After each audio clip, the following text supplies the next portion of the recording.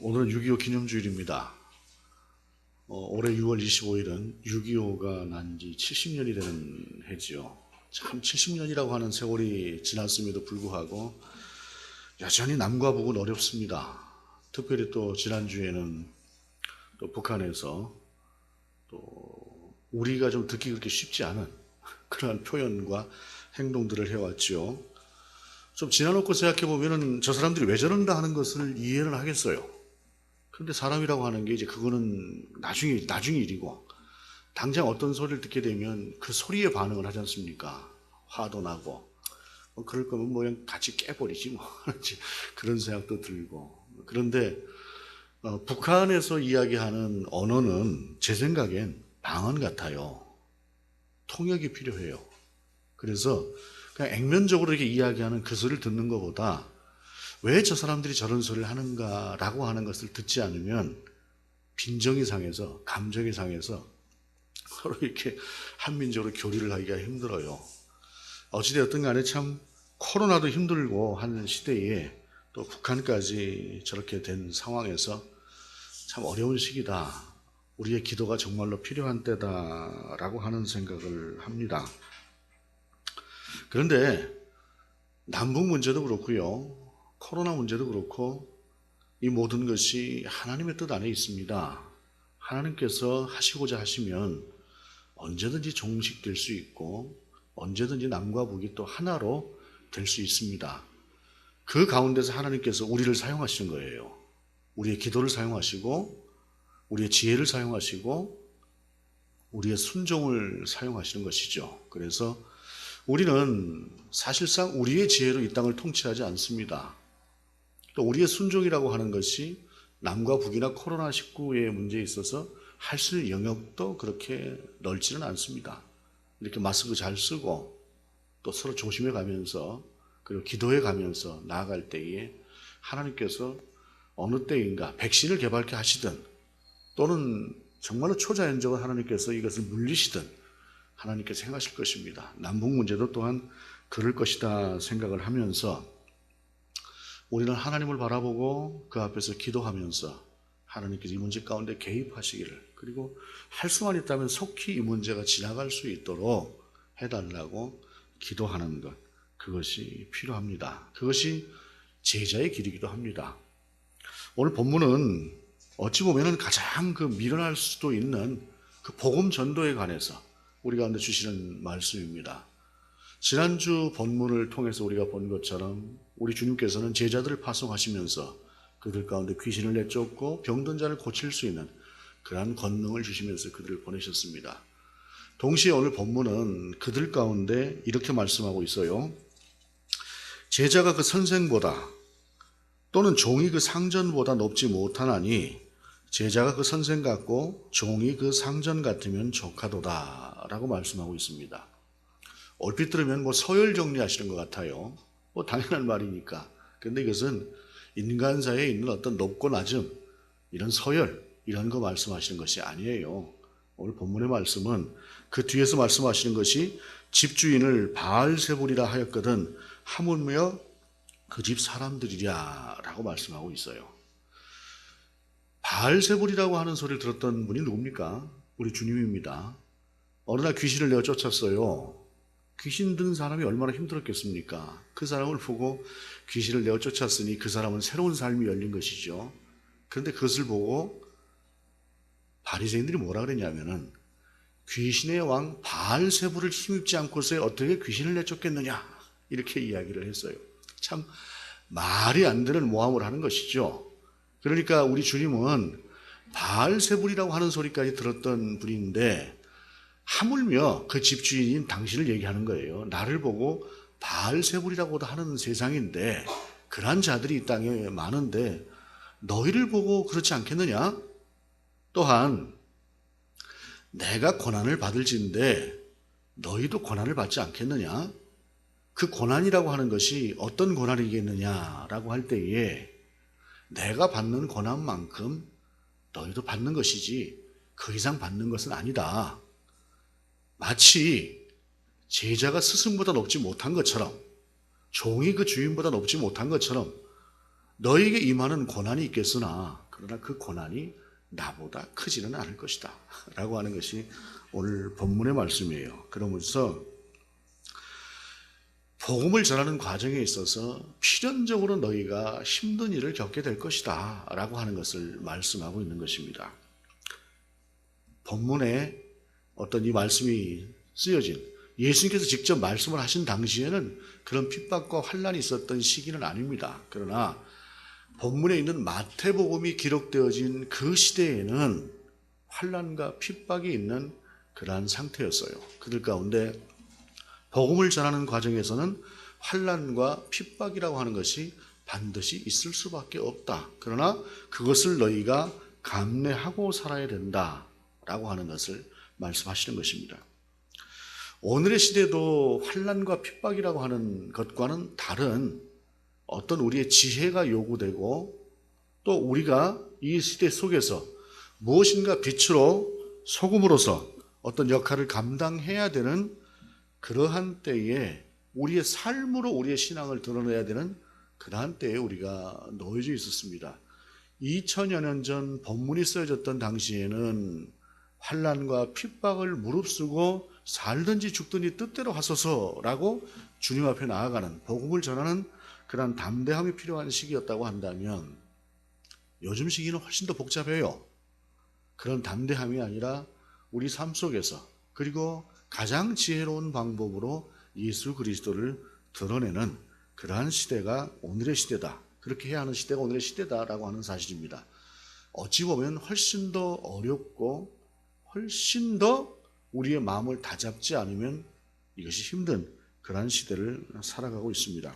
그러면서 환난과 핍박이라고 하는 것이 있을 수밖에 없는 그 시대에 복음을 전해야 되는 제자들을 향해서 우리 주님은 또 이렇게 말씀하고 있어요. 그런즉 그들을 두려워하지 말라. 감추인 것이 드러나지 않을 것이 없고 숨은 것이 알려지지 않을 것이 없느니라. 그들이, 바리새인과 서기관과 제사장들이 예수 그리스도를 모함하고 헐뜯고 결국엔 그들의 모략으로 십자가 예수 그리스도를 못 박지 않았습니까? 그리고 자기 자신들이 승리했다고 믿었지요. 그런데 그 승리가 며칠 갔습니까? 사흘 후에 우리 주님이 부활하지 않으셨습니까? 그리고 이 땅의 교회를 핍박하면 핍박할수록 교회는 더욱더 단단하게 세워지면서 교회가 확장되어져서 오늘날 우리에게까지 임하지 않았습니까? 그러니까 그들이 아무리 억압하고 핍박하고 한다고 할지라도 그들이 진실을 감추고 그들이 거짓을 말하는 그것은 반드시 드러나게 돼 있다. 그러므로 너희는 하나님 앞에서 알곡과 가라지가 분명하게 드러날 것을 믿고 바라보면서 복음을 전해라 라고 하는 것을 말씀하고 있는 것입니다. 그러면서 이어서 말씀하시는 것이 내가 너희에게 어두운 데서 이르는 것을 광명한 데서 말하며 너희가 귓속말로 듣는 것을 집 위에서 전파하라 라고 말씀하고 있어요. 어두운 데서 말한다라고 하니까 뭐 은밀하게 이렇게 말하는 것 같은 이러한 말씀으로 이해될 수도 있으나 가만히 생각해 보면 이런 말씀과도 같아요. 무엇이냐면 어느 날 주님께서 제자들과 함께 복음을 전하시다가 함께 이제 저녁에 누우셨어요. 예수님 뭐 독방을 쓰실 수도 있겠지만 제자들과 함께 넓은 공간에서 같이 주무실 수도 있지 않았겠습니까? 그러한 때에 베드로가 뭔가 좀 잘못을 해서 예수님께서 한 소리를 하셨단 말이에요. 좀 서울에 있는 베드로가 이렇게 한쪽에 있을 때 예수님께서 부드럽게 베드로를 부르면서 넌 낮에 나한테 한 소리 듣고 서운했지?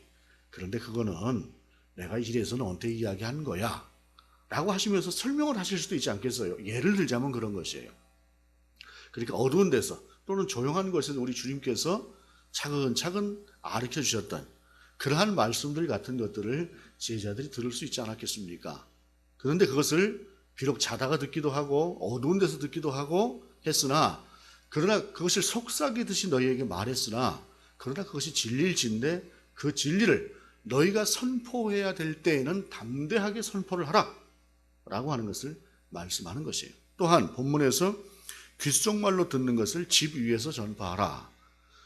귓속말로 듣는다고 하는 것은 마치 어떤 것이냐면 이 시대의 랍비들, 유명한 랍비들은 무엇인가 율법을 설명할 때 그랬다 그래요. 자기 소리로 큰 소리로 이야기하는 것이 아니라 중간에 전달자 하나를 세워가지고 그 사람한테 뭐라고 조용조용하게 이야기를 하면 그 사람이 큰 소리로 사람들 앞에서 그 이야기를 랍비의 말을 전했다고 이야기를 해요. 그러니까 어찌 보면 이것이 옆에서 듣고 있는 사람한테 랍비가 조용조용히 이야기를 하면 귓속말 같지 않습니까? 근데 그런 것들을 귓속말처럼 이야기하는 것이 아니라 그렇게 들었던 진리라고 하는 것들을 너희가 진리라고 할 때 그것을 집 위에서 선포하라 라는 것이에요. 우리나라 옛날에 집이라고 하는 것은 다 기와로 된 집들이어서 지붕 위로 올라가는 것이 힘든 일이지만 이스라엘의 집은 평평한, 오늘날도 다 집들이 위에 옥상이 평평한 것처럼 평평해요.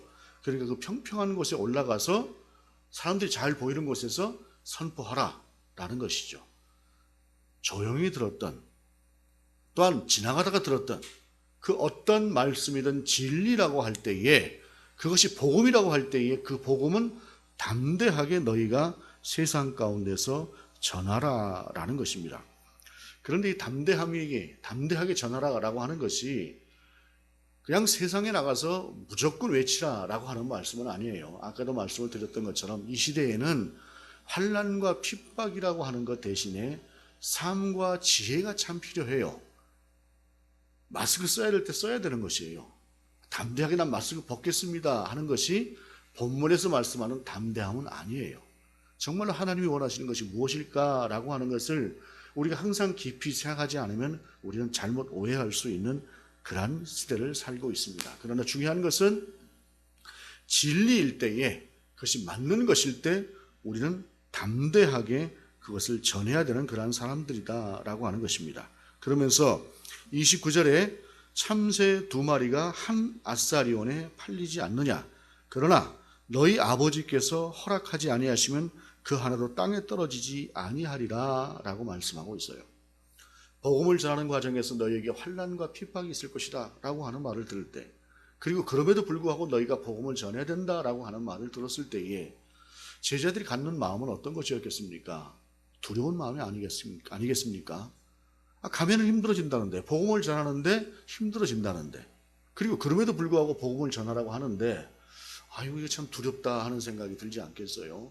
그런데 그렇게 두려움을 가지고 있는 제자들에게 걱정하지 마라, 하나님께서 너희를 지켜줄 것이야, 모든 원수를 물리쳐 줄 것이야 라고 하는 그런 말씀을 하시는 것이 아니라 참새 2마리가 한 아사리온에 팔리는 것이 아니냐, 뭐 우리식으로 말하자면 500원이나 뭐 1000원에 팔리는 것 같은 그러한 것을 이야기하는 거예요. 동전 하나 500원짜리 하나 주고 참새 2마리를 산다. 그것도 고기라고 먹어야 되는 사람들이 있으니까.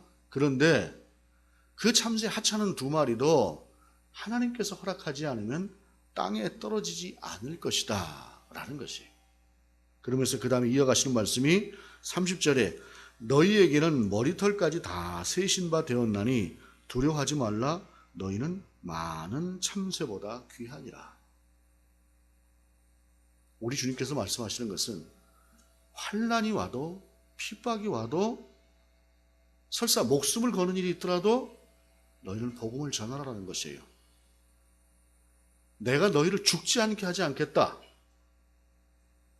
너희를 편안하게 살도록 하겠다, 이런 약속은 너희에게 하지 않겠다는 것이에요. 그러나 중요한 것은 너희는 참새 그 2마리가 아니라 정말로 허다한 참새의 무리보다 훨씬 더 귀한 자들이라고 하는 것을 분명히 기억해라. 내가 너희를 사랑하는 그 사랑은 그렇게 큰 것이다 라고 하는 것을 분명히 하시는 것입니다. 그러면서 머리털 하나하나까지도 다 세신다고 하나님께서 말씀하시는 거예요. 우리 주님께서. 머리라고 하는 것이 저처럼 좀 세기 쉬운 사람 머리라고 할지라도 그래도 이게 수만 개가 되는데 머리털이 보통 8만 개에서 10만 개라고 이야기를 합니다. 그런데 그것을 센다고 하는 것이 쉬운 일이겠습니까? 거기다가 오늘 숫자 다르고 내일 숫자 달라요. 머리털은 빠지는 것만큼. 그런데 그 모든 것을 우리 주님께서 알고 계신다는 것이에요. 우리 주님은 너희의 모든 상황을 알고 계신다라고 하는 것을 말씀하시는 것입니다. 복음을 전하는 과정에서 너희가 환난과 핍박을 받을 것이다. 그때에 내가 너희를 죽음에서도 살려주고 또 그만큼 하게 되면 내가 너희에게 이만큼 갚아주겠다 라고 하는 말씀 대신에 나는 너희의 모든 것을 알고 있다. 그리고 너희는 이 세상에 있는 그 어떤 것보다 귀하고 소중한 존재들로 여기고 있다 라고 하는 것을 그들 가운데 전하고 계신다라고 하는 것입니다. 보장이나 보상의 문제가 아니라 본질적인 문제를 우리 주님께서 하고 계신다라고 하는 사실입니다. 이 말씀은 이 세상을 살아가는 우리에게 있어서 참 어찌 보면 공평하지 않은 것들이 있어요. 세상에는 분명히 우열이라고 하는 것이 있습니다. 어떤 사람은 뛰어난데 어떤 사람은 그렇지 않고 좀 모자라고, 또 어떤 사람은 굉장히 가난한데 어떤 사람은 또 엄청나게 부자고, 또 어떤 사람은 어디 가면 굉장히 귀한 대접을 받는데 어떤 사람은 천한 대접을 받고, 어떤 사람은 그렇게 건강할 수가 없는데 어떤 사람은 또 그렇게 연약할 수가 없고, 세상을 어찌 보게 되면 참 불공평한 것 같은 그러한 세상을 살아가고 있다라고 하는 것이에요. 그러나 그것은 우리 인생이 보는 눈이에요. 우열도 빈부도 귀천도 건강하고 건강하지 못한 것조차도 그것은 우리 인생이 한계 속에서 평가하는 것이지, 우리 하나님께서는 그 모든 것들에 대해서 결코 경하게 또는 중하게 여기시지 않아요. 그저 우리는 모두가 다 하나님 앞에 귀한 존재들이고 얼마만큼 우리가 하나님의 사람으로 제대로 살고 있느냐라고 하는 것이 하나님이 우리에게 갖는 관심이지요. 하나님은 그런 하나님이다라는 것입니다. 그러면서 32절에 누구든지 사람 앞에서 나를 시인하면 나도 하늘에 계신 내 아버지 앞에서 그를 시인할 것이요, 누구든지 사람 앞에서 나를 부인하면 나도 하늘에 계신 내 아버지 앞에서 그를 부인하리라 라고 말씀하고 있습니다. 제가 언젠가 한 10여 년 전에 그 강남세무서 신우회를 잠깐 섬겼던 적이 있어요. 가서 일주일에 한 번씩 가서 말씀을 전하고 했던 그러한 때가 있었는데, 세무서라고 해서 그리스도인들이 적겠습니까? 그런데 세무서에는 신우회가 가장 약해요. 왜 그럴까 했더니 어떤 집사님이 그렇게 이야기를 해요. 목사님, 아무리 세상이 바뀌었어도요, 세무 공무원은 권력입니다. 권력을 가지고 있는 사람들입니다.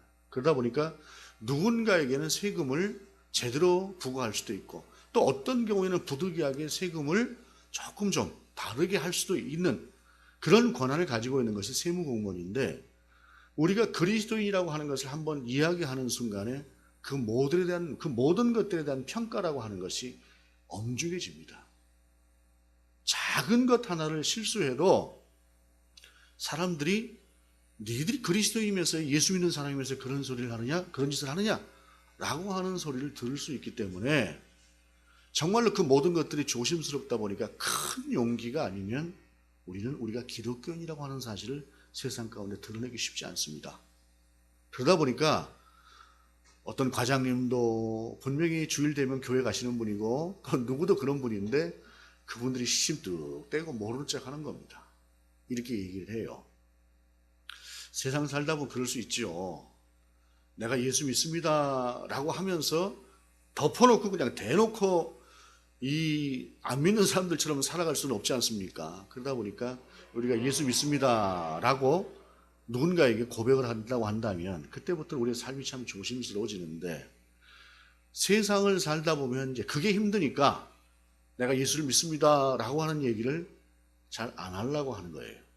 더군다나 이 시대는 환난과 핍박이 있다 보니까 당장 예수 믿는다고 하면 환난이 있고 핍박이 오는데요, 그러다 보니까 사람들이 내가 예수 믿습니다 라는 얘기를 안 하고 숨기는 때라, 이런 때가 있다는 거예요. 그러한 경우가 있다는 거예요. 그러나 우리 주님은 분명하게 말씀하십니다. 너희는 그리스도인이라는 것이, 너희는 나의 백성이라는 것이. 그렇기 때문에 어떠한 경우에도 너희가 그리스도인이라고 하는 사실을 숨길 수 없다, 숨겨서는 안 된다. 그리고 너희가 만약에 예수 믿는 사람이라고 하는 사실을 숨기고 있다고 한다면 너희의 마지막 때, 그리고 너희가 심판대에 서는 날 나도 너를 부인하겠다. 엄중한 경고입니다. 그러면서 우리 주님은 이어서 말씀하시는 것이 또 34절에 내가 세상에 화평을 주러 온 줄로 생각하지 말라. 화평이 아니요 검을 주러 왔노라 라고 말씀하고 있어요. 우리 찬양 중에 그런 찬양이 있죠. 주는 평화 막힌 담을 모두 하셨네. 그럼 우리 주님은 평화의 주님이 아니십니까? 라고 생각할 수 있어요. 또한 우리 주님께서 부활하신 후에 가장 먼저 제자들에게 오셔서 그들 가운데 하셨던 말씀이 평강이 너희에게 있을지어다 라고 말씀하셨어요. 평강은 대단히 중요한 문제고 우리 하나님께서 우리 가운데 명하신 우리가 정말로 지켜야 될 우리 속에 있는 마음이고 세상과 더불어 함께해야 될 그런 삶의 방법이 평화입니다. 그런데 우리 주님은 평화가 아니라 검을 주러 왔다라고 말씀하고 있어요. 또 이어서 내가 온 것은 사람이 그 아버지와 딸이 어머니와 며느리가 시어머니와 불화하게 하려 함이니 사람의 원수가 자기 집안 식구리라 말씀하고 있습니다. 오늘날은 시어머니와 며느리가 불화한 경우가 많이 있죠. 그런데 고대에 2000년 전에는 며느리가 감히 시어머니 앞에서 자기의 모습을 드러내지 못해요. 자기의 불만을. 자식이 아버지 앞에서 무엇인가 자기의 의견을 대놓고 이야기하면서 아버지에게 반기를 못 들어요. 그런데 그렇게 된다는 것입니다. 그것을 위해서 오셨다라고 하는 사실입니다. 이것은 무엇입니까? 평화를 깨뜨리자고 하는 것이 아니라 가장 본질적인 문제, 하나님의 백성으로 살아가고 예수 그리스도의 사람으로 살아가는 문제에 있어서는 너희는 단호해야 된다는 것이, 거기에는 양보가 없다는 것입니다. 그것만큼은 양보할 수 없다라고 하는 사실이에요. 그렇다고 이것이 문자적으로 그대로 해석이 돼서 집안에 크고 중요한 문제가 있어서 반드시 며느리가 필요한 자리에 난 오늘 교회 갑니다 하고 와버리라는 이야기는 아니에요. 평소의 삶이, 평소의 본질적인 그들의 생각이 그렇게 하나님 중심으로 예수 그리스도 중심으로 살아야 된다라고 하는 것을 말씀하고 있는 것입니다. 그러면서 우리 주님은 어떠한 경우에도 본질적으로 예수 그리스도 하나님, 조금 전에 우리가 찬양한 것처럼 주 예수보다 더 귀한 것은 없네, 그런 삶을 살아야 된다라고 하는 것을 이야기하는 것입니다. 그렇다고 이것이 우리가 평소에 이런 질문 가끔 하지요. 엄마하고 아빠하고 물에 빠지면 누구 먼저 구할래? 당신 어머니하고 나하고 물에 빠지면 누구 먼저 구할 거야? 이런 좀 미련한 질문 말고요. 그거 빠져봐야 알지. 그거 어떻게 알아요? 그리고 그 앞에서 하는 얘기를 어떻게 믿습니까? 그건 못 믿는 이야기입니다. 그런 거 말고 우리 삶 속에서 정말로 무엇이 귀한가 하는 것을 우리 삶으로 드러내고 살라라고 하는 것이에요. 예를 들자면 그런 것입니다. 너 지금 시험 때인데 어디 교회를 가려고 해? 이게 하나님 중심의 삶은 아니에요. 그렇다고 애가 정말 인생에 중요한 어떤 시험을 치는데 오늘 예배 시간이니까 너 교회 가면 안 돼, 이렇게 살라는 것이 아니라 평소에 엄마 아빠의 삶이 정말로 하나님 중심으로 하나님 뜻대로 살고 있는 것을 자식들이 보면 그 자식은 자연히 그것이 귀한 걸로 알고 가는 것입니다. 그런데 말로만 그렇게 하면 우리 엄마 아빠는 평소에 사는 거 보면 그거 아니던데 이렇게 살 수 있는 것이에요. 본질적인 문제에 있어 너희가 그러라고 하는 것을 이야기하고 있는 것이 오늘 본문의 삶이다, 본문의 말씀이다라고 하는 것입니다. 또 본문은 또 자기 십자가를 지고 나를 따르지 않는 자도 내게 합당하지 아니하니라.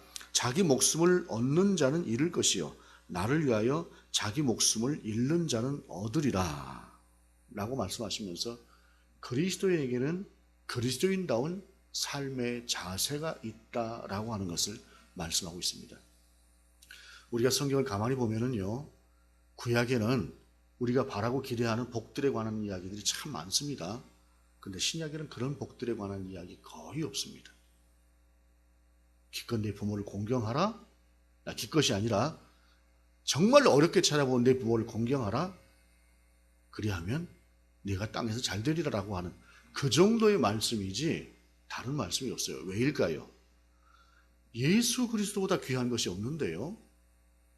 예수 그리스도보다 귀한 것이 없는데 더 귀한 얘기를 신약에서 쓸 수가 없는 것이에요.